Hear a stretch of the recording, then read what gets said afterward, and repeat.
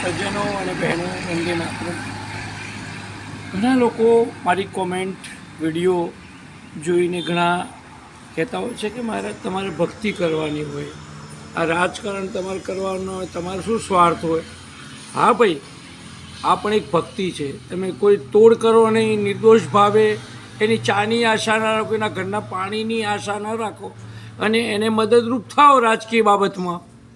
સાધુ તરીકે કોઈ ભ્રષ્ટાચારી માણસને મદદ તો કરવાની અમારે આવતી નથી કે દારૂ જુગાર કરનારો હોય, ચોર લૂંટફાટ કરનારો હોય એને અમે મદદ કરતા નથી. પણ કોઈ નિર્દોષ માણસ ફસાતો હોય અને કોઈ એવી પરિસ્થિતિ થઈ ગઈ હોય અને એક સાધુ તરીકે દયા ઉત્પન્ન થઈ હોય તો એને અમે જરૂર મદદ કરતા હોઈએ છીએ. એટલે એનો અર્થ એવો નહીં કે અમે કોઈ તોડબાજ છીએ કે એવું કંઈ. એટલે એ રીતે મદદ કરતા હોઈએ તો સાધુનું એ કર્તવ્ય છે.